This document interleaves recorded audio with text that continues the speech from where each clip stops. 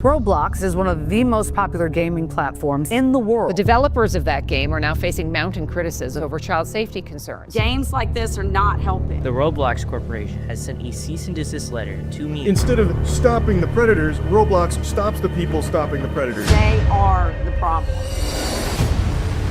People everywhere are furious with Roblox, and now they're getting sued. The platform promised to be safe, but the reality is very different. So today, I'm breaking down the entire case, even meeting with some of the biggest YouTubers. And then, on behalf of everyone, I'm helping to sue Roblox. This summer, Roblox was hit with a massive lawsuit centered on a young player known as DH. The lawsuit claims she joined the platform after believing the company's promise that it was safe and educational. While using Roblox, she was allegedly approached by an adult misrepresenting who they were, and the platform's moderation systems didn't catch it. She was later taken from her home and abused by the same individual. And she's not alone. Since 2018, police have arrested at least 24 people accused of misusing Roblox to contact young users and move chats off platform. Some had prior records. Others were people in trusted roles, like teachers, nurses, even a cop. Even Roblox has reported over 13,000 flagged incidents on its platform, a huge jump from roughly 3,000 the year before. Roblox says that's just a small fraction compared to all US reports. But for parents, the numbers feel staggering. And here's the core claim. The lawsuit argues Roblox allegedly knew these risks, but kept selling parents on the idea of a safe digital playground. Even some of Roblox's biggest creators are speaking out. Take Schlepp, a YouTuber with over 1 million subscribers. When he was younger, he says he had a troubling experience involving a Roblox developer. All that happened to me, it totally messed me up mentally. It made me have to go into therapy and psychologically messed with, relationships that I had. Even till this day, I mean, it's something that, it was messed up. That experience pushed him to act. As an adult, he began working with police by conducting investigations on Roblox. His efforts have led to the arrest of 6 people. So Schlepp, what was the goal when you started making videos about safety issues on Roblox? It really all started back to my own personal experiences related to it. I had some very negative experiences as a kid, and I was affected by a very popular developer. So I saw these issues firsthand, like I experienced them. But instead of celebrating him, Roblox banned his accounts and sent a cease and desist letter, accusing him of violating the rules against vigilante groups. They're trying to silence the whistleblowers. They're spending more energy going after people like Schlepp, but what they're doing, they're trying to put a muzzle on this whole thing. They're also trying to silence all the victims. And this is important, Mike. That same day, Schlepp dropped an 8-minute video where he described his ban, as well as his troubling experience with the Roblox developer. Schlepp slammed Roblox for failing to take action against the developer for years. He claims during that time, Roblox even continued to pay and promote the developer. Afterwards, the backlash exploded. Roblox developers changed game thumbnails to say "Free Schlepp." Thousands of players staged in-game protests. Even major creators like Moist Critical, Gideon, and Creekcrap piled on, calling Roblox backwards and hypocritical. #FreeSchlepp trended worldwide. I was blown away with all the support, and it's been absolutely amazing reading all the messages. It was trending on Twitter for 3 days straight when the news first broke of it. And I mean, people were just outraged. They saw it for what it was. They were silencing someone trying to blow the whistle. I think that's a really, really powerful thing. He was a 22-year-old kid. He was just a gamer. And I think he really stepped up to the plate to stand up to this Goliath. Then it went mainstream. Congressman Ro Khanna publicly backed Schlepp, sharing a petition demanding Roblox improve its safety. That petition hit 100,000 signatures in less than a week, and Roblox's stock price dropped by $12 billion. Now, Schlepp, did you expect your videos to get as much attention as they did? Honestly, no. My whole goal with these videos was actually just to bring this to the attention of Roblox. Like, I wanted Roblox to see what was going on, because I was reporting these communities to Roblox. I was making reports on a lot of these people. Nothing was happening. And the only other thing you can do is go public with it. So that's what I did. But the story doesn't end there. Schlepp just announced he's suing Roblox, not over the ban, but over the damage he says he suffered years ago from a developer on the platform. His lawyer confirmed he's also representing many others with similar stories. We have over 800 cases involving sex abuse. These are personal injury claims. So survivors are coming forward because of the personal injuries and the trauma they experienced. Yeah, we think it's a very strong case, and I think that's part of the reason they're fighting so hard to try and move this into some types of confidential proceedings. So they think people will forget about what happened, and then they won't. And now, because of you all bringing this issue to my attention, I've made the decision to team up with Schlepp's lawyer to help sue Roblox. Reach out to my firm, ithinkihavaecase.com, if you've gone through something similar. If someone is scared about something they experienced on Roblox, what would you tell them? I would tell them to call a lawyer, find out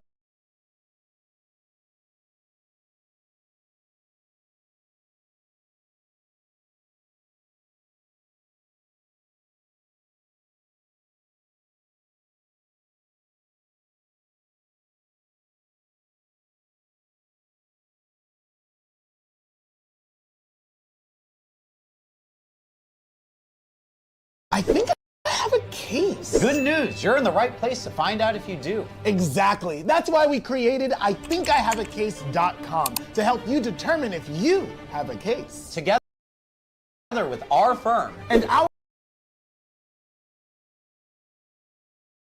personal network of experienced lawyers.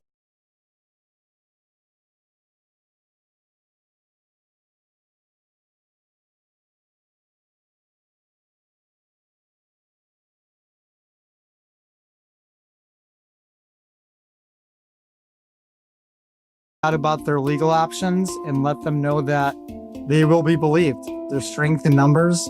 Terrible things happen on Roblox.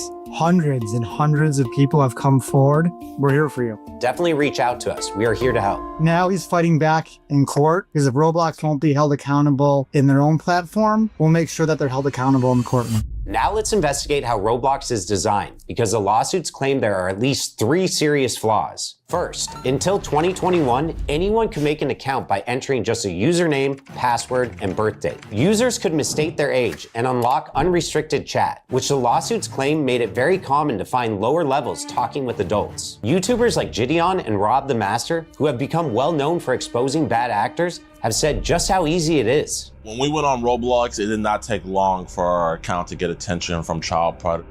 It was almost instantaneous. Roblox says it's taking stronger steps to protect its younger players. The company has rolled out ID verification, asking players over 13 to scan a government-issued ID and selfie to gain access to certain features. It's also testing age estimation, where machine learning guesses a user's age from a short video. And new features like trusted connections are meant to limit deeper chat and voice features to people you actually know in real life. You know, we weren't just finding 1 or 2 pedos on there. We've caught 6 off of the game itself. But not only that, we've had dozens of these guys just contacting and grooming our decoy that we sadly weren't able to catch. And the real sad thing out here is that Roblox is going around telling parents that they're one of the safest apps for children, when from my own experience, that's not the case. Even with ID checks and trusted connections, the scale of the platform makes full protection something that has to be taken even more seriously. Unless you wanted to play the 17+ mic up games and stuff like that. Anybody can pretty much sign up for Roblox. Next, the game uses in-game currency called Robux. Players use Robux to buy rare accessories and customize their avatars, and many lower levels are obsessed with it. The lawsuits point out these players even say they do anything for Robux. So bad actors can take advantage of that by dangling Robux to gain control. And third is the lack of moderation.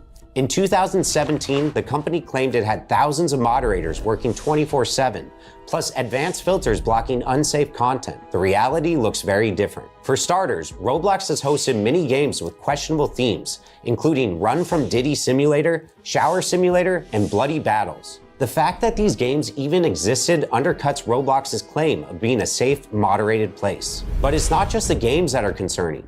Roblox is now the go-to social platform for younger audiences. 78 million users log in every day. The platform processes more than 50,000 chat messages every second. Roblox claims its AI and human reviewers scan all of it: text, audio, and images. But here's the problem.